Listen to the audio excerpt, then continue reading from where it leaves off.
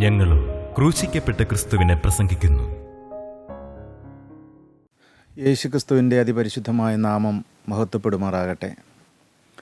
ദൈവവചനം ശ്രദ്ധിക്കുന്ന എല്ലാ പ്രിയപ്പെട്ടവർക്കും യേശുക്രിസ്തുവിൻ്റെ ധന്യനാമത്തിൽ എൻ്റെ എളിയ വന്ദനം. ദൈവവചനത്തിൽ നമുക്കൊരു വേദഭാഗം വായിക്കാം. എബ്രായർക്ക് എഴുതിയ ലേഖനം 11-ാം അധ്യായം 6-ാമത്തെ വാക്യം നമുക്ക് വായിച്ച് കേൾക്കാം. അപ്പോസ്തലനായ പൗലോസ് എബ്രായർക്ക് എഴുതിയ ലേഖനം 11-ാം അധ്യായം 6-ാമത്തെ വാക്യം. എന്നാൽ വിശ്വാസം കൂടാതെ ദൈവത്തെ പ്രസാദിപ്പാൻ കഴിയുന്നതല്ല. എന്നാൽ വിശ്വാസം കൂടാതെ ദൈവത്തെ പ്രസാദിപ്പിപ്പാൻ കഴിയുന്നതല്ല. ദൈവത്തിൻ്റെ അടുക്കൽ വരുന്നവൻ ദൈവമുണ്ട് എന്നും തന്നെ അന്വേഷിക്കുന്നവർക്ക് പ്രതിഫലം കൊടുക്കുന്നു എന്നും വിശ്വസിക്കേണ്ടതല്ലോ.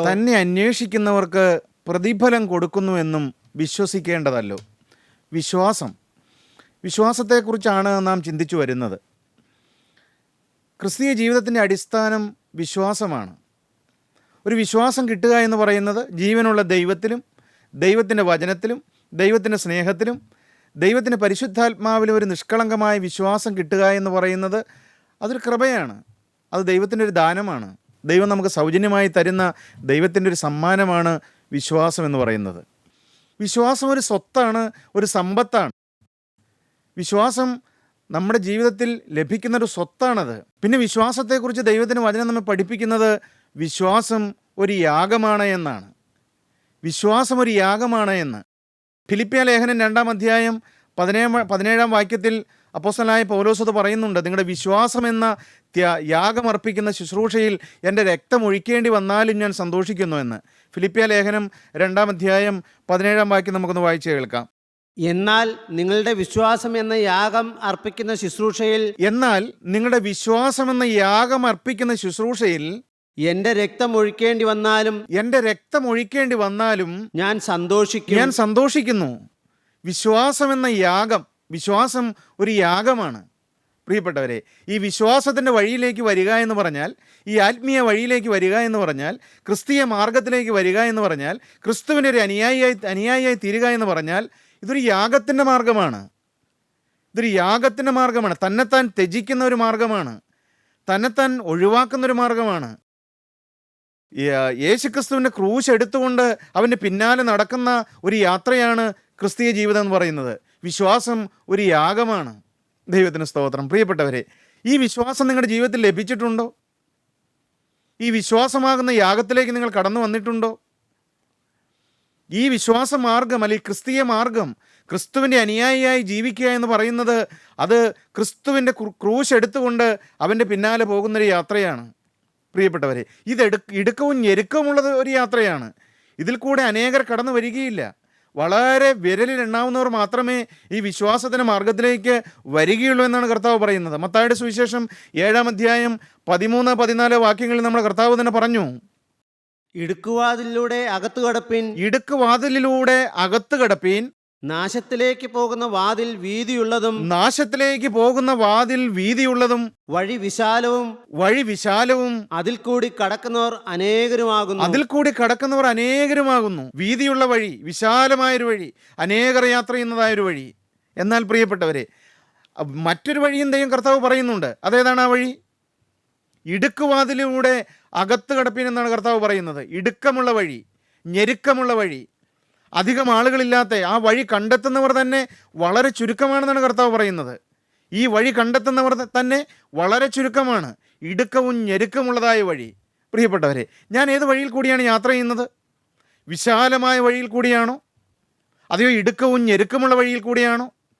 അനേകർ യാത്ര ചെയ്യുന്നത് പോലെ ഞാനും യാത്ര ചെയ്ത് പോവുകയാണോ? അതെയോ ഞാനൊരു വ്യത്യസ്തമായ വഴിയിൽ കൂടിയാണോ യാത്ര ചെയ്യുന്നത്? വിശ്വാസത്തിൻ്റെ മാർഗം ഒരു വ്യത്യസ്തമായ വഴിയാണ് പ്രിയപ്പെട്ടവരെ.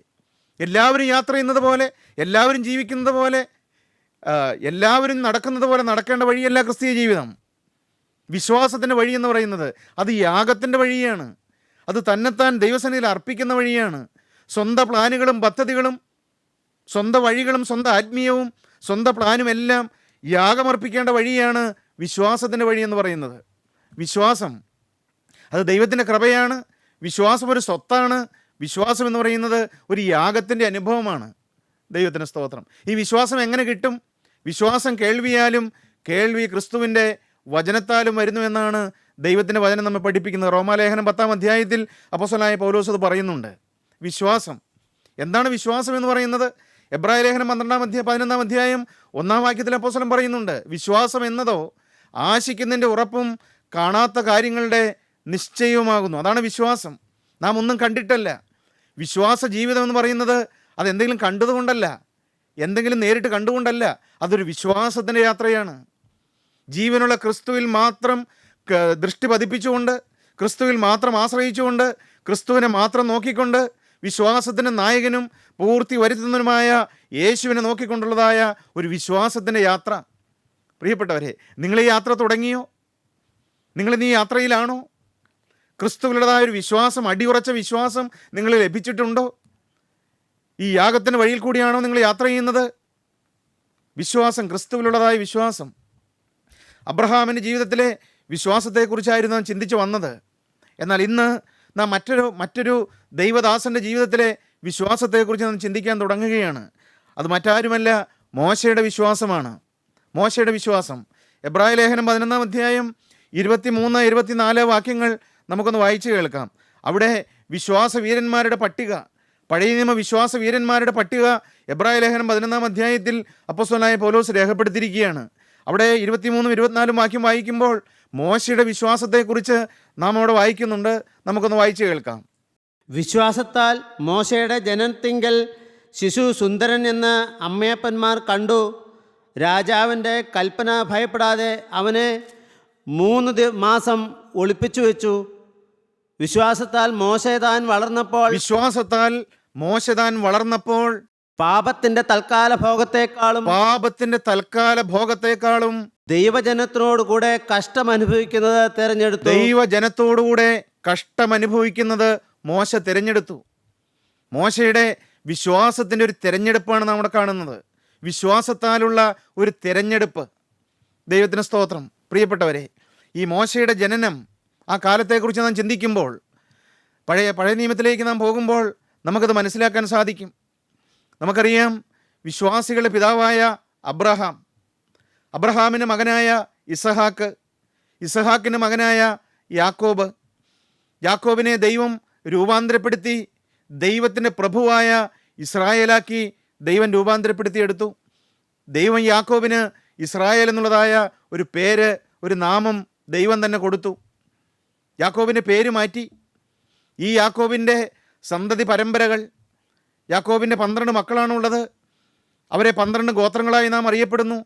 ഈ 12 ഗോത്രങ്ങളിലും ഈ 12 മക്കൾക്കും ജനിച്ചതായ സന്തതി പരമ്പരകൾ. പ്രിയപ്പെട്ടവരെ, അവരാണ് പിൽക്കാലത്ത് ദൈവത്തിൻ്റെ സ്വന്തം ജനമെന്നറിയപ്പെടുന്ന ഇസ്രായേൽ മക്കൾ. ദൈവത്തിന് സ്തോത്രം. ഈ ഇസ്രായേൽ മക്കൾ മിസ്രൈമിൽ ഗോശൻ ദേശത്ത് ഒരു കുടുംബമായി അവിടെ താമസിച്ച് വരികയാണ്. വളരെ സന്തോഷത്തോടെ, വളരെ അഭിവൃദ്ധിയോടെ, വളരെ സ്വാതന്ത്ര്യത്തോടെ, വളരെ സംതൃപ്തിയോടെ യാക്കോബിൻ്റെ മക്കളും യാക്കോബിൻ്റെ സന്തതി പരമ്പരകളെല്ലാം സന്തോഷമായി വസിച്ചു വരികയാണ്. പ്രിയപ്പെട്ടവരെ, 130-ാമത്തെ വയസ്സിലാണ് യാക്കോബ് മിസ്രൈമിൽ ഫറവോൻ്റെ അടുക്കൽ ചെല്ലുന്നത്. യോസേഫ് അയച്ചതായ ആ രഥങ്ങളിൽ കയറി ഒരു രാജകീയമായ യാത്രയോടുകൂടി യാക്കോബിൻ്റെ പുത്രന്മാരും യോസേഫ് ഒഴികെ ബാക്കി എല്ലാവരും മിസ്രൈമിൽ വന്ന് പാർക്കുകയാണ്. ആ യോസേഫിൻ്റെ തണലിൽ, യോസേഫിൻ്റെ കരുതലിൽ, യോസേഫിൻ്റെ സംരക്ഷണത്തിൽ ഈ യാക്കോബിൻ്റെ കുടുംബവും കഴിയുകയാണ്. കാലങ്ങൾ മുമ്പോട്ട് പോയി. പ്രിയപ്പെട്ടവരെ, ഏതാണ്ട് 17 വർഷം കഴിഞ്ഞു. 147-ാമത്തെ വയസ്സിൽ യാക്കോബ് ഈ ഭൂമിയിൽ തന്നെ പരദേശ പ്രയാണ കാലം കഴിഞ്ഞ് അക്കരനാട്ടിലേക്ക് കടന്നു പോവുകയാണ്. തൻ്റെ മക്കളെയും കൊച്ചുമക്കളെയും എല്ലാം അനുഗ്രഹിച്ചിട്ട് യാക്കോബ് ഈ പരദേശ പ്രയാണ കാലം അവസാനിപ്പിച്ച് ദൈവത്തിൻ്റെ സന്നിധിയിലേക്ക് കടന്നു പോകുന്നതായിട്ട് ഉൽപ്പത്തി പുസ്തകം 49-ാം അധ്യായത്തിൽ നാം വായിക്കുന്നുണ്ട്. ഉൽപ്പത്തി പുസ്തകം 49-ാം അധ്യായത്തിൽ യാക്കോബിൻ്റെ മരണം നാം കാണുകയാണ്. ഉൽപ്പത്തി പുസ്തകം 50-ാം അധ്യായത്തിലേക്ക് വരുമ്പോൾ 110 വയസ്സുള്ളവനായി യൗസേഫ് ഈ ലോകത്തുനിന്ന് മാറ്റപ്പെടുകയാണ്. പ്രിയപ്പെട്ടവരെ, ദൈവത്തിന് സ്തോത്രം. അങ്ങനെ വലിയൊരു തലമുറ മിസ്രൈമിൽ വാഴുകയാണ്. ഇസ്രായേലിൽ നിന്ന്, എബ്രായ ദേശത്ത് നിന്ന് യാക്കോബിൻ്റെ കുടുംബം ഏതാണ്ട് 70 പേരടങ്ങുന്നതായ ഒരു കുടുംബമാണ് മിസ്രൈമിൽ വന്ന് താമസിക്കുന്നത്. ഉൽപ്പത്തി പുസ്തകത്തിനും പുറപ്പാട് പുസ്തകത്തിനും ഇടയിൽ ഏതാണ്ട് ഒരു 350 വർഷക്കാലം ഒരു നിശബ്ദ കാലയളവുണ്ട്. ഒരു നിശബ്ദ കാലയളവ്, 3.5 നൂറ്റാണ്ട് കാലം, ഏതാണ്ട് ഒരു 350 വർഷം. ആ വർഷത്തെ ഈ 3.5 നൂറ്റാണ്ടിനോടിടയ്ക്ക് 70 പേരടങ്ങുന്നതായ കുടുംബം മിസ്രൈമിൽ വന്നിട്ട് അവരേതാണ്ട് 20 ലക്ഷം വരുന്നതായ വലിയൊരു ജനസമൂഹമായി അവർ വളർന്നു കഴിഞ്ഞു. ദൈവം അവരെ വളർത്തി. ദൈവത്തിന് സ്തോത്രം. ഈ 350 വർഷം കൊണ്ട് 70 പേരടങ്ങുന്നതായ കുടുംബം 20 ലക്ഷം പേരടങ്ങുന്നതായ വലിയൊരു ജാതിയായി, വലിയൊരു ജനസമൂഹമായി അവർ വളരുന്നതായിട്ട് നമുക്ക് കാണാൻ കഴിയും. പുറപ്പാട് പുസ്തകം 1-ാം അധ്യായം അതിൻ്റെ 5 മുതലുള്ളതായ ചില വാക്യം നമുക്ക് വായിച്ചു കേൾക്കാം. പുറപ്പാട് പുസ്തകം 1-ാം അധ്യായം 5 മുതലുള്ളതായ വാക്യങ്ങൾ. യാക്കോബിൻ്റെ കടിപ്രദേശത്ത് നിന്ന് ഉത്ഭവിച്ച ദേഹികളെല്ലാം കൂടെ 70 പേരായിരുന്നു. യോസേപ്പിന് മുമ്പേ തന്നെ മിസ്രൈമ്യരായിരുന്നു. യോസേപ്പും സഹോദരന്മാരും ആ തലമുറ ഒക്കെയും മരിച്ചു. ഇസ്രായേൽ മക്കൾ സന്താന സമ്പന്നരായി അത്യന്തം വർദ്ധിച്ചു പെരുകി ബലപ്പെട്ടു. ദേശം അവരെ കൊണ്ട് നിറഞ്ഞു. പ്രിയപ്പെട്ടവരെ, ദേശം അവരെ കൊണ്ട് നിറഞ്ഞു. 70 പേരായിട്ട് ഈ മിസ്രൈമിലേക്ക് വന്നതായ ആ ഒരു കുടുംബമുണ്ടല്ലോ, യാക്കോബിൻ്റെ സന്തതി പരമ്പര, അവർ വലിയൊരു ജനമായിട്ട് അവർ വർദ്ധിച്ചു പെരുകി, അവർ ബലപ്പെട്ടു എന്നാണ് നാം ദൈവത്തിൻ്റെ വചനത്തിൽ വായിക്കുന്നത്. ഇസ്രായേൽ മക്കൾ സന്താന സമ്പന്നരായി അത്യന്തം വർദ്ധിച്ച് പെരുകി ബലപ്പെട്ടു. ദേശം അവരെ കൊണ്ട് നിറഞ്ഞു.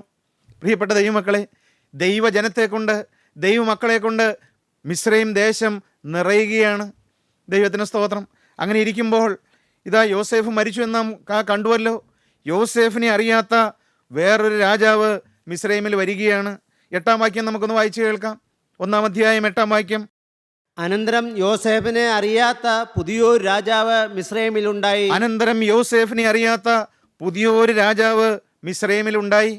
ദൈവത്തിന് സ്തോത്രം. ഒരു കാലത്ത് യോസേഫ് ഒരു ഫറവോയെ പോലെ, അല്ലെങ്കിൽ ഒരു 2-ാം ഫറവോയെ പോലെ ആ മിസ്രൈം ദേശം മുഴുവൻ വാണിരുന്നതായൊരു കാലമുണ്ട്. ദൈവത്തിന് സ്തോത്രം. എന്നാൽ യോസേഫിൻ്റെ മരണത്തോടു കൂടി യോസേഫിനെ അറിയാത്ത ഒരു പുതിയ രാജാവ്, പുതിയൊരു ഫറവോ മിസ്രൈമിൽ വരികയാണ്. പ്രിയപ്പെട്ടവർ, എന്താണ് സംഭവിച്ചത്? അതിന് ശേഷം നടന്ന കാര്യം എന്താണ്? അടുത്ത വാക്യം നമുക്ക് വായിച്ചു കേൾക്കാം. അവൻ തൻ്റെ ജനത്തോട്, ഇസ്രായേൽ ജനം നമ്മേക്കാൾ ബാഹുല്യവും ശക്തിയുമുള്ളവരാകുന്നു. ഈ യോസേഫിനെ അറിയാത്ത മിസ്രൈമിലെ പുതിയ ഫറവോ ഇസ്രായേൽ മക്കളോട് പറയുകയാണ്. എന്താണ് പറഞ്ഞത്? അവൻ തൻ്റെ ജനത്തോട്, ഇസ്രായേൽ ജനം നമ്മേക്കാൾ ബാഹുല്യവും ശക്തിയുള്ളവരുമാകുന്നു. അവർ പെരുകിയിട്ടൊരു യുദ്ധമുണ്ടാകുന്ന പക്ഷം നമ്മുടെ ശത്രുക്കളോട് ചേർന്ന് നമ്മോട് പൊരുതി ഈ രാജ്യം വിട്ട് പൊയ്ക്കളയുവാൻ സംഗതി വരാതിരിക്കേണ്ടതിന് നാം അവരോട് ബുദ്ധിയായി പെരുമാറുക. പ്രിയപ്പെട്ടവരെ, ഈ പുതിയ മിസ്രൈം രാജാവിന് ഉള്ളിൻ്റെ ഉള്ളിലൊരു ഭയം. ഈ ജനം വർദ്ധിച്ച് പെരുകി വരികയാണ്. അപ്പോൾ ഏതെങ്കിലും ഒരു കാരണവശാൽ ഒരു യുദ്ധമുണ്ടായാൽ ഇവർ ശത്രു സൈന്യത്തോട് ചേർന്ന്, ഈ ഇസ്രായേൽ മക്കൾ നമ്മുടെ ശത്രു സൈന്യത്തോട് ചേർന്ന് നമുക്കെതിരായിട്ട് യുദ്ധം ചെയ്ത് നമ്മെ തോൽപ്പിച്ച് നാം മിസ്രൈം രാജ്യം വിട്ടു പോകേണ്ടി വരും എന്ന് ചിന്തിക്കുകയാണ്, ഭയപ്പെടുകയാണ്, ദൈവമക്കളെ ഓർത്ത് വേദനിക്കുകയാണ്. പ്രിയപ്പെട്ടവരെ, അപ്പോൾ ഈ ഫറവോ രാജാവ് ഒരു കൽപ്പന പുറപ്പെടുവിക്കുകയാണ്. എന്താണെന്നറിയാമോ? ദൈവജനത്തെ കഠിന വേലകളാൽ ഇവരെ പീഡിപ്പിക്കുക. പക്ഷേ എന്ത് സംഭവിച്ചു? കഠിനമായ വേലകളാൽ ഇവരെ പീഡിപ്പിക്കും തോറും ദൈവജനം വർദ്ധിച്ചു വന്നുകൊണ്ടിരുന്നു. ഇവരെ നശിപ്പിക്കാൻ ഒരു മാർഗം കാണുന്നില്ല. പ്രിയപ്പെട്ടവരെ, അങ്ങനെ ഇരിക്കുമ്പോൾ ഫറവോൻ മറ്റൊരു ബുദ്ധി പ്രയോഗിക്കുകയാണ്. ഈ എബ്രായ സ്ത്രീകളെല്ലാം പ്രസവിക്കുന്ന ആൺകുഞ്ഞുങ്ങളെയെല്ലാം കൊന്നുകളയണം. കൊട്ടാരത്തിലെ ഒരു കൽപ്പനയാണത്. എബ്രായ പെണ്ണുങ്ങളെല്ലാം, എബ്രായ സ്ത്രീകളെല്ലാം പ്രസവിക്കുന്നതായ ആൺകുഞ്ഞുങ്ങളെല്ലാം കൊന്നുകളയണമെന്ന്. പ്രിയപ്പെട്ടവരെ, അതും ഫലം കാണാതെ വന്നപ്പോൾ വീണ്ടും ഫറവോ ഒരു കൽപ്പന പുറപ്പെടുവിക്കുകയാണ്. മിസ്രൈം ദേശത്ത് ജനിക്കുന്ന ആൺകുഞ്ഞുങ്ങളെയെല്ലാം നീല നദിയിൽ ഒഴുക്കിക്കളയണം, അവരെ കൊന്നുകളയണം, പെൺകുഞ്ഞുങ്ങളെയെല്ലാം വളരാൻ അനുവദിക്കണം. പ്രിയപ്പെട്ടവരെ, അങ്ങനെ ഒരു സാഹചര്യത്തിലാണ് ഈ മോശ ജനിക്കുന്നത്. ഇതാണ് മോശ ജനിക്കുന്നതായ സാഹചര്യം. മിസ്രൈമിൽ ഫറവോൻ്റെ കൊട്ടാരത്തിൽ നിന്ന് ആൺകുഞ്ഞായി ജനിക്കുന്ന എല്ലാ കുട്ടികളെയും കൊന്നുകളയണം, വധിക്കണം എന്നുള്ളതായ ഒരു കൽപ്പനയുള്ള കാലത്താണ് മോശ ജനിക്കുന്നത്. ദൈവത്തിന് സ്തോത്രം. പ്രിയപ്പെട്ടവരെ, 2-ാം അധ്യായം 1-ാം വാക്യം മുതൽ നമുക്കൊന്ന് വായിച്ച് കേൾക്കാം. 2-ാം അധ്യായം 1-ാമത്തെ വാക്യം മുതൽ. എന്നാൽ ലേവി കുടുംബത്തിലെ ഒരു പുരുഷൻ പോയി ഒരു ലേവി കന്യയെ പരിഗ്രഹിച്ചു. അവൾ ഗർഭം ധരിച്ച് ഒരു മകനെ പ്രസവിച്ചു. അവൻ സൗന്ദര്യമുള്ളവൻ എന്ന് കണ്ടിട്ട് അവനെ 3 മാസം ഒളിച്ചു വെച്ചു. പ്രിയപ്പെട്ടവരെ, മോശ ജനിക്കുമ്പോൾ വളരെ സുന്ദരനായ, തേജസ്സുള്ള, ദൈവീക ഒരു സാന്നിധ്യമുള്ള ഒരു കുഞ്ഞിനെ പോലെ അവരുടെ അപ്പനമ്മമാർക്ക് തോന്നി. ആ കുഞ്ഞിനെ കൊല്ലാൻ അവർക്ക് തോന്നിയില്ല. ആ കുഞ്ഞിനെ ജനിച്ച സമയത്ത് തന്നെ നീല നദിയിൽ ഒഴുക്കിവിടാൻ അവരുടെ ഹൃദയം സമ്മതിച്ചില്ല. അവരെന്ത് ചെയ്തു? 3 മാസക്കാലം അവർ ഒളിപ്പിച്ചു വെച്ചു. 3 മാസക്കാലം. എന്നിട്ട് എന്ത് ചെയ്തു?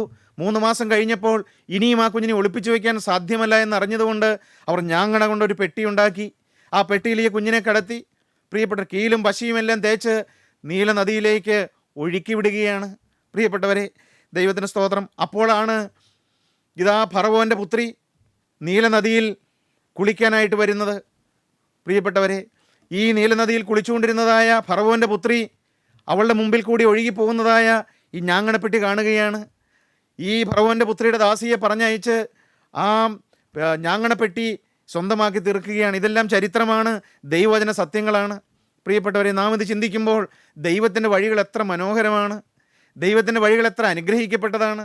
ദൈവത്തിൻ്റെ വഴികൾ മനുഷ്യൻ്റെ ബുദ്ധിയിൽ മനസ്സിലാവുകയില്ല. ഒന്നും യാഥാർത്ഥ്യമല്ല.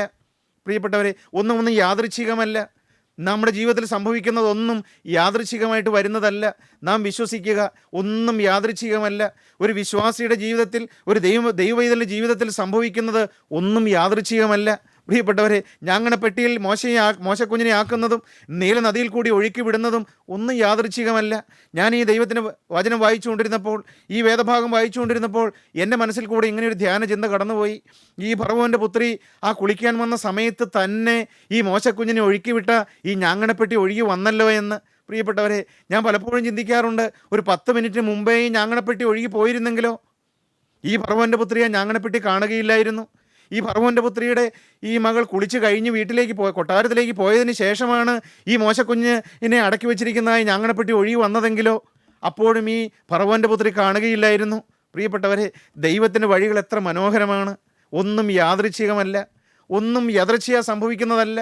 നമ്മുടെ ജീവിതത്തിൽ വരുന്ന കെടുതികൾ, നമ്മുടെ ജീവിതത്തിൽ വരുന്ന രോഗങ്ങൾ, നമ്മുടെ ജീവിതത്തിൽ വരുന്ന അത്യാഹിതങ്ങൾ, നമ്മുടെ ജീവിതത്തിൽ വരുന്ന ആപത്തുകൾ, പ്രിയപ്പെട്ടവരെ, അകാലത്തിൽ വരുന്നതായ മരണങ്ങൾ, നമ്മുടെ ജീവിതത്തിൽ വരുന്നതായ തോൽവികൾ, പരാജയങ്ങൾ, നഷ്ടങ്ങൾ, കഷ്ടങ്ങൾ ഒന്നും യാദൃച്ഛികമല്ല. പ്രിയപ്പെട്ടവരെ, അതിൻ്റെ എല്ലാം പിന്നിൽ ദൈവത്തിൻ്റെ ഒരു കരമുണ്ട്. ഒരുപക്ഷെ ആ സമയത്ത് നമുക്ക് മനസ്സിലായില്ല എന്ന് വരാം. എന്നാൽ ദൈവത്തിൻ്റെ ഒരു കരം അതിൻ്റെ പിന്നിലുണ്ട്. ദൈവത്തിൻ്റെ വചനത്തിൽ നാം വായിക്കുന്നുണ്ട്, യഹോവയുടെ വഴി ചുഴലിക്കാറ്റിലും കൊടുങ്കാറ്റിലും ഉണ്ട് എന്ന്. ജീവിതത്തിൽ ചില കൊടുങ്കാറ്റുകൾ നമ്മുടെ ജീവിതത്തിൽ അടിച്ചു എന്ന് വന്നേക്കാം. ചില ചുഴലിക്കാറ്റുകൾ നമ്മെ തന്നെ നശിപ്പിക്കാൻ വേണ്ടി, നമ്മളെ മാത്രം കോർണർ ചെയ്തുകൊണ്ട് നമ്മുടെ ജീവിതത്തിലേക്ക് അടിക്കുന്ന, നമ്മുടെ കുടുംബത്തിലേക്ക് അടിക്കുന്നതായ ചില പ്രതിസന്ധികൾ, ചില കൊടുങ്കാറ്റുകൾ, ചില ചുഴലിക്കാറ്റുകൾ നമ്മുടെ ജീവിതത്തിൽ വന്നു എന്ന് വന്നേക്കാം. പ്രിയപ്പെട്ടവരെ, കൊടുങ്കാറ്റിൻ്റെ മധ്യത്തിൽ കൂടിയാണോ സഹോദരൻ നീ കടന്നു പോകുന്നത്? പ്രിയപ്പെട്ട ദൈവവൈതലേ, ചുഴലിക്കാറ്റ് അനുഭവിച്ചുകൊണ്ടാണോ നീ കടന്നു പോകുന്നത്?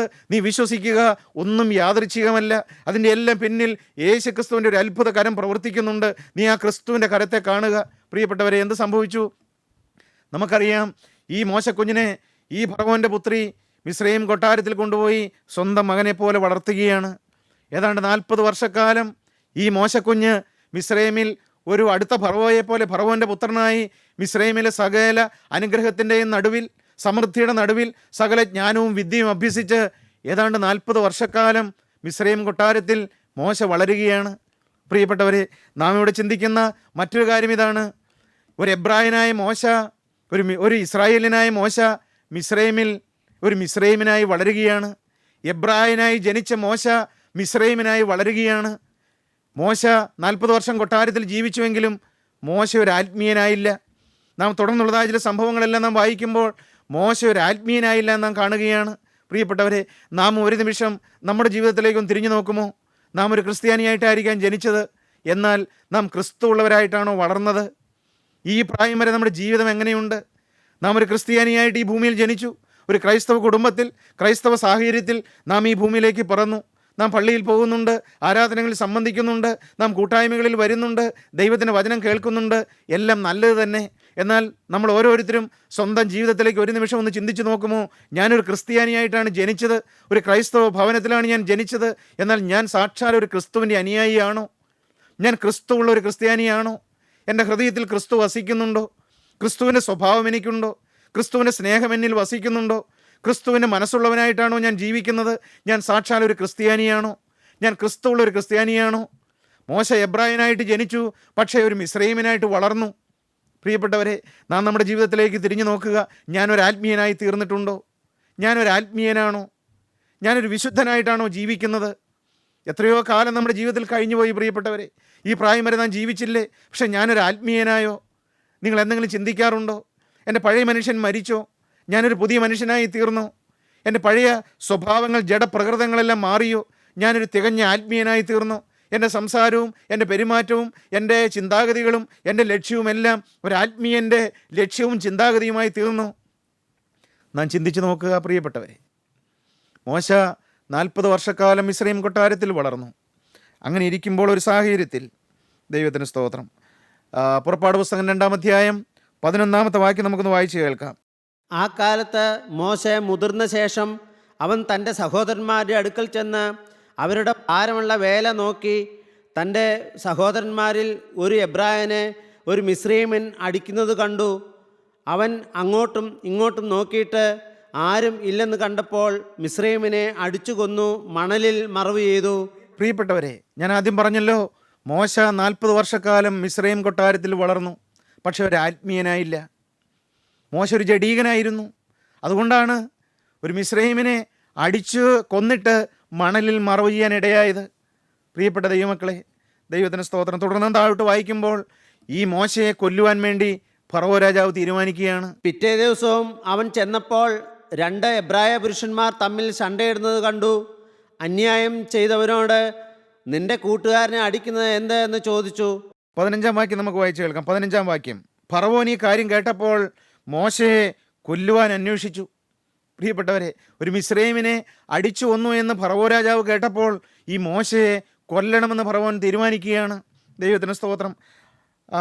അങ്ങനെ ഈ ഫറവോനെ പേടിച്ച് മോശ ഈ മിസ്രയീമ്യ കൊട്ടാരത്തിൽ നിന്ന് പ്രാണരക്ഷാർത്ഥം ഇറങ്ങി ഓടുകയാണ്. അങ്ങനെ ഓടി ഓടി മിദ്യാനിൽ ചെന്ന് പാർക്കുകയാണ്. മിദ്യാനിലെ പുരോഹിതനായ ഇത്രോവിൻ്റെ വീട്ടിൽ ചെന്ന് ഈ മോശ പാർക്കുകയാണ്. പിന്നെയുള്ളതായി 40 വർഷക്കാലം എന്ന് പറയുന്നത് തൻ്റെ ജീവിതത്തിലെ ഒരു ഇരുണ്ട അധ്യായമാണ്. വേദനിപ്പിക്കുന്ന കാലങ്ങളായിരുന്നു, വേദനയുടെ കാലങ്ങളായിരുന്നു. കാരണം ഈ ഇത്രോവിൻ്റെ ആടുകളെ നോക്കി 40 വർഷക്കാലം ആ സീനായി മലയുടെ ചെരുവിൽ കൂടി മോശ ഇങ്ങനെ യാത്ര ചെയ്യുകയാണ്. ദൈവത്തിന് സ്തോത്രം. പ്രിയപ്പെട്ടവരെ, 3-ാം അധ്യായത്തിലേക്ക് നമുക്ക് കടന്നു വരാം. 3-ാം അധ്യായം 1-ാമത്തെ വാക്യം നമുക്ക് വായിച്ച് കേൾക്കാം. മോശ മിദ്യാനിലെ പുരോഹിതനും തൻ്റെ അമ്മായിയപ്പനുമായ ഇത്രോവിൻ്റെ ആടുകളെ മേയിച്ചുകൊണ്ടിരുന്നു. അവൻ ആടുകളെ മരുഭൂമിക്ക് അപ്പുറത്ത് ദൈവത്തിൻ്റെ പർവ്വതമായ ഹോരേബ് വരെ കൊണ്ടുചെന്നു. പ്രിയപ്പെട്ടവരെ, മോശ ഇങ്ങനെ മിദ്യാനിലെ ഇത്രോവിൻ്റെ ആടുകളെ മേയിച്ചുകൊണ്ട് സീനായി മലയുടെ ചെരുവിൽ കൂടെ ഇങ്ങനെ യാത്ര ചെയ്യുമ്പോൾ ഇതാ ദൈവം മോശയ്ക്ക് പ്രത്യക്ഷനാവുകയാണ്. ഈ ദൈവം ഈ മോശയെ ഈ ഭൂമിയിലേക്ക് അയച്ചത് നിത്യനായ ദൈവമല്ലേ? നീല നദിയിൽ കൂടി ഒഴുകിപ്പോയി നശിക്കേണ്ടതായ ഈ മോശയെ ഈ 40 വർഷക്കാലം വളർത്തിയത് ആരാണ്? മിസ്രയീം കൊട്ടാരത്തിൽ ഒരു രാജകുമാരനെ പോലെ വളർത്തിയത് ആരാണ്? അതിൻ്റെ പിന്നിലും ദൈവത്തിൻ്റെ കരമുണ്ടായിരുന്നു. പ്രിയപ്പെട്ടവരെ, ദൈവത്തിൻ്റെ ഒരു കാക്കുന്ന കരം, ദൈവത്തിൻ്റെ ഒരു സംരക്ഷിക്കുന്ന കരം നാം നമ്മുടെ ജീവിതത്തിലേക്കും തിരിഞ്ഞു നോക്കിക്കേ. ഈ പ്രായം വരെ ദൈവം നമ്മെ നടത്തിയില്ലേ? ദൈവം നമുക്ക് ആയുസ് തന്നില്ലേ? എത്രയെത്ര അവസരങ്ങളിൽ പിശാച് നമ്മെ ഈ ലോകത്തു നിന്ന് തന്നെ മാറ്റിക്കളയാനുള്ളതായ പദ്ധതികൾ ഇട്ടു. എത്രയെത്ര അത്യാഹിതങ്ങൾ നമ്മുടെ ജീവിതത്തിൽ സംഭവിച്ചു. എന്തെല്ലാം അപകടങ്ങളാണ് നമ്മുടെ ജീവിതത്തിൽ വന്നത്. എന്നാൽ അതിൽ നിന്നെല്ലാം നാം സംരക്ഷിച്ച് നമ്മെ കാത്തു പരിപാലിച്ച് ആയുസ്സോടും ആരോഗ്യത്തോടും സുബോധത്തോടും സമാധാനത്തോടും കൂടെ ഈ നിമിഷം വരെ ദൈവം നമ്മെ നടത്തിയില്ലേ? ദൈവത്തിന് സ്തോത്രം. കാരണം എന്താണ്? നമ്മെക്കുറിച്ച് ദൈവത്തിന് വലിയൊരു പദ്ധതിയുണ്ട്, ദൈവത്തിന് വലിയൊരു പ്ലാനുണ്ട്. മോശയെക്കുറിച്ച് ജീവനുള്ള ദൈവത്തിനൊരു പ്ലാനുണ്ട്. പ്രിയപ്പെട്ടവരെ, നമ്മെ ഓരോരുത്തരെയും കുറിച്ച് ദൈവത്തിന് വളരെ വ്യക്തമായൊരു പ്ലാനും പദ്ധതിയുമുണ്ട്. ദൈവത്തിന് സ്തോത്രം. നാം അത് തിരിച്ചറിയുന്നുണ്ടോ? നാം അത് മനസ്സിലാക്കുന്നുണ്ടോ? ഈ ഭൂമിയിലേക്ക് ഞാൻ യാദൃച്ഛികമായി വന്നവനല്ല. ഞാൻ ആരുമറിയാതെ ഈ ഭൂമിയിലേക്ക് ജന്മം കൊണ്ടവനല്ല. ഇത് എൻ്റെ ഈ ഭൂമിയിൽ എൻ്റെ ജീവിതത്തിന് വേണ്ടി എൻ്റെ ഉത്തരവാദിയായ ഒരു ജീവനുള്ള ദൈവമുണ്ട്. എന്നെ നടത്തുന്നവനായൊരു ദൈവമുണ്ട്. ദൈവത്തിന് സ്തോത്രം. പ്രിയപ്പെട്ടവരെ, അങ്ങനെ വളർന്നു വരുമ്പോൾ മോശ ഒരു തീരുമാനമെടുക്കുകയാണ്. വേണമെങ്കിൽ മോശയ്ക്ക് ആ ഫറവോൻ്റെ കൊട്ടാരത്തിൽ ഒരടുത്ത ഫറവോയായി മിസ്രയീം കൊട്ടാരത്തിലെ സകല സുഖ സൗകര്യങ്ങളും സമ്പത്തും അനുഭവിച്ചുകൊണ്ട് ഒരു ഫറവോയായി വേണമെങ്കിൽ വാഴാമായിരുന്നു. പക്ഷേ മോശ ഒരു തീരുമാനമെടുക്കുകയാണ്. എന്താണ് മോശയുടെ തീരുമാനം? എബ്രായ ലേഖനം 11-ാം അധ്യായം 24-ാമത്തെ വാക്യം നമുക്കൊന്നുകൂടെ വായിച്ച് കേൾക്കാം. വിശ്വാസത്താൽ മോശ താൻ വളർന്നപ്പോൾ പാപത്തിന്റെ തൽക്കാല ഭോഗത്തെക്കാളും ദൈവജനത്തോടുകൂടെ കഷ്ടമനുഭവിക്കുന്നത് തിരഞ്ഞെടുത്തു. പ്രിയപ്പെട്ടവരെ, വേണമെങ്കിൽ ഫറവോയായി അനുഗ്രഹിക്കപ്പെട്ടവനായി വാഴാമായിരുന്നു. പക്ഷേ മോശ ഒരു ഡിസിഷൻ എടുക്കുകയാണ്, ഒരു തീരുമാനമെടുക്കുകയാണ്. ഒരു സെലക്ഷൻ മോശയുടെ ജീവിതത്തിൽ വരികയാണ്. എന്താണ്? പാപത്തിൻ്റെ തൽക്കാല ഭോഗത്തെക്കാളും ദൈവജനത്തോടുകൂടെ കഷ്ടം അനുഭവിക്കുന്നത് മോശ തിരഞ്ഞെടുക്കുകയാണ്. പ്രിയപ്പെട്ടവരെ, നിങ്ങൾ ഈ വഴി തിരഞ്ഞെടുത്തിട്ടുണ്ടോ? ഈ ക്രൂശിൻ്റെ വഴി നിങ്ങൾ തിരഞ്ഞെടുത്തിട്ടുണ്ടോ?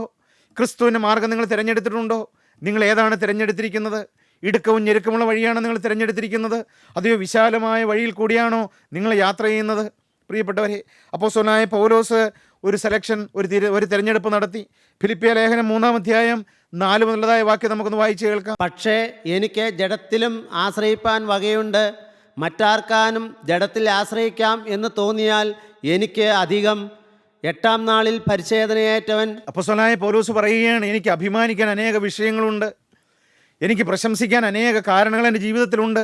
അതെല്ലാം ജെന്യുവിനായിട്ടുള്ള യാഥാർത്ഥ്യമായിട്ടുള്ളതായ കാരണങ്ങളാണ് താനും. എന്താണ് അപ്പോസ്തലൻ? ഞാൻ 8-ാം നാളിൽ പരിച്ഛേദനയേറ്റവനാണ്. ഇസ്രായേൽ ജാതിക്കാരൻ. ഞാൻ ഇസ്രായേൽ ജാതിക്കാരനാണ്. ബെന്യാമിൻ ഗോത്രക്കാരൻ. ബെന്യാമിൻ ഗോത്രത്തിൽ ജനിച്ചവനാണ്. എബ്രായരിൽ നിന്ന് ജനിച്ച എബ്രായൻ. എബ്രായരിൽ നിന്ന് ജനിച്ച എബ്രായനാണ് ഞാൻ. ന്യായപ്രമാണം സംബന്ധിച്ച് പരീശൻ. ന്യായപ്രമാണം സംബന്ധിച്ച് ഞാൻ പരീശനാണ്. ശുഷ്കാന്തി സംബന്ധിച്ച് സഭയെ ഉപദ്രവിച്ചവൻ. ശുഷ്കാന്തി സംബന്ധിച്ച് ഞാൻ സഭയെ ഉപദ്രവിച്ചവനാണ്. ന്യായപ്രമാണത്തിലെ നീതി സംബന്ധിച്ച് അനിന്യൻ. ഞാൻ അനിന്യനാണ്, കറതീർന്നവനാണ്. എന്തെല്ലാം അഭിമാന വിഷയങ്ങളാണ് അപ്പോസ്തലനുള്ളത്? അഭിമാന വിഷയങ്ങൾ, പ്രശംസാ വിഷയങ്ങൾ. എന്നാലോ എങ്കിലും എനിക്ക് ലാഭമായിരുന്നത് ഒക്കെയും ഞാൻ ക്രിസ്തു നിമിത്തം ഛേദമെന്ന് എണ്ണി. പ്രിയപ്പെട്ടവരെ, എനിക്ക് ഇത്രയും അഭിമാന വിഷയങ്ങളെല്ലാം ഉണ്ടെങ്കിലും, ഇതൊക്കെ ആണെങ്കിലും, എങ്കിലും എനിക്ക് ലാഭമായിരുന്നതൊക്കെയും ഞാൻ എല്ലാം ക്രിസ്തു നിമിത്തം എല്ലാം ഛേദമെന്നെണ്ണുകയാണ്. നാം താഴോട്ട് വായിക്കുമ്പോൾ അപ്പോസ്തലൻ എല്ലാം ചപ്പും ചവറെന്നും എണ്ണുകയാണ്. ക്രിസ്തുവിനെ പ്രതി, ക്രിസ്തുവിൻ്റെ ക്രൂശിനെ പ്രതി, ക്രിസ്തുവിൻ്റെ സുവിശേഷത്തെ പ്രതി എല്ലാം അപ്പോസ്തലൻ ചപ്പും ചവറെന്നും എണ്ണുകയാണ്. പ്രിയപ്പെട്ടവരെ, നിങ്ങളുടെ ജീവിതത്തിൽ അങ്ങനെ ഒരു തിരഞ്ഞെടുപ്പ് നിങ്ങൾ നടത്തിയിട്ടുണ്ടോ? ക്രിസ്തുവിനെ പ്രതി ഈ ലോകത്തൊരു ഭോഷനായിട്ട് ജീവിക്കുവാൻ ഞാനിതാ എൻ്റെ ജീവിതം സമർപ്പിക്കുന്നുവെന്ന് ഇന്ന് ഈ വചനം നിങ്ങൾ കേട്ടുകൊണ്ടിരിക്കുമ്പോൾ മോശ എടുത്തതുപോലെ, അപ്പോസ്തലനായ പൗലോസ് ഒരു തിരഞ്ഞെടുപ്പ് നടത്തിയതുപോലെ ക്രിസ്തുവിന് വേണ്ടി നിങ്ങളുടെ ജീവിതം സമർപ്പിക്കാൻ നിങ്ങൾക്ക് ആഗ്രഹമുണ്ടോ? പ്രിയപ്പെട്ടവരെ, ക്രിസ്തുവിൻ്റെ ക്രൂശിൻ്റെ വഴിയെ പോകാൻ നിങ്ങളുടെ ഹൃദയം ആഗ്രഹിക്കുന്നുണ്ടോ? എനിക്ക് ഈ വഴി മതിയെന്ന് നിങ്ങളുടെ ഹൃദയം കൊതിക്കുന്നുണ്ടോ? എനിക്ക് യേശു മതിയെന്ന്, യേശുവിൻ്റെ ക്രൂശ് മതിയെന്ന്, അവൻ തരുന്ന നിത്യജീവൻ മതിയെന്ന്, അവൻ തരുന്ന സമാധാനം മതിയെന്ന്, അവൻ തരുന്ന പാപക്ഷമ മതിയെന്ന് നിങ്ങളുടെ ഹൃദയത്തിൽ നിങ്ങൾക്കൊരു തീരുമാനമെടുക്കാൻ തോന്നുന്നുണ്ടോ? ഉണ്ടെങ്കിൽ നമ്മുടെ കണ്ണുകളെ നമുക്ക് അടയ്ക്കാം. നമുക്ക് ക്രൂശിലേക്ക് ഒരു നിമിഷം ഒന്ന് നോക്കാം. നമുക്ക് വേണ്ടി എല്ലാം ത്യജിച്ചവൻ, എല്ലാം വെടിഞ്ഞവൻ യേശുക്രിസ്തുവിന് പിതാവിൻ്റെ സന്നിധിയിലിരുന്ന് സകല സന്തോഷത്തിലും ഇരിക്കാമായിരുന്നു. എന്നാൽ ഒരു ദാസനെ പോലെ, ഒരു പാപിയെ പോലെ നമുക്ക് വേണ്ടി ക്രൂശ് മരണം തിരഞ്ഞെടുത്ത ആ യേശുവിൻ്റെ പാദത്തിൽ നമ്മുടെ ജീവിതം അർപ്പിക്കാം. പ്രിയരെ, അവന് വേണ്ടി നമ്മുടെ ജീവിതം സമർപ്പിക്കാം. അവനെ നമ്മുടെ രക്ഷിതാവും കർത്താവുമായി നമുക്ക് സ്വീകരിക്കാം. യേശുവിനെ ഹൃദയത്തിലേക്ക് നിങ്ങൾ സ്വീകരിക്കുക. യേശുവിനെ ഹൃദയത്തിലേക്ക് നിങ്ങൾ ക്ഷണിക്കുക. യേശുക്രിസ്തുവിൻ്റെ അടിമയായി ജീവിക്കുക. ക്രിസ്തുവിൻ്റെ ക്രൂശിൻ്റെ വഴി നിങ്ങൾ തിരഞ്ഞെടുക്കുക. മോശ തിരഞ്ഞെടുത്തതുപോലെ പാപത്തിന്റെ തൽക്കാല ഭോഗത്തെക്കാളും ക്രിസ്തുവിന്റെ നിന്ന വലിയ ധനമെന്നെണ്ണിക്കൊണ്ട് ക്രിസ്തുവിന്റെ പിന്നാലെ നമുക്ക് യാത്ര ചെയ്യാം. ക്രിസ്തുവിനെ നമുക്ക് ഹൃദയത്തിൽ സ്വീകരിക്കാം. ക്രിസ്തുവിനായി ജീവിതം സമർപ്പിക്കാം. ഒരു വിശുദ്ധരായി നമുക്ക് ജീവിക്കാം. കരുണയുള്ള ഞങ്ങളുടെ സ്വർഗീയ പിതാവേ, ഈ നല്ല ദിവസത്തിനായി ഞങ്ങൾ നിന്നെ സ്തുതിക്കുന്നു. അവിടെ ഞങ്ങളോട് സംസാരിച്ചതിനായി ഞങ്ങൾ നിന്നെ സ്തുതിക്കുന്നു. ഈ വചനം കേട്ട എല്ലാ ദൈവമക്കളെ അവിടുന്ന് അനുഗ്രഹിക്കണമേ. അവിടുത്തെ രാജ്യത്തിന് വേണ്ടി ഞങ്ങൾ ഒരുക്കണമേ. നിന്റെ രണ്ടാമത്തെ വരവിനായി ഞങ്ങൾ വിശുദ്ധീകരിച്ച് നിന്റെ രാജ്യത്തിന് വേണ്ടി ഞങ്ങൾ ഒരുക്കിയെടുക്കണമെന്ന് ഞങ്ങൾക്ക് വേണ്ടി ക്രൂശിൽ മരിച്ചവനായ ഞങ്ങളുടെ രക്ഷകനും വീണ്ടെടുപ്പുകാരുമായ യേശു ക്രിസ്തുവിൻ്റെ നാമത്തിലടി ഞങ്ങൾ പ്രാർത്ഥിക്കുന്നു. കൃപയോടെ കേട്ട് ഉത്തരം തരുമാറാകണമേ. ആമേൻ.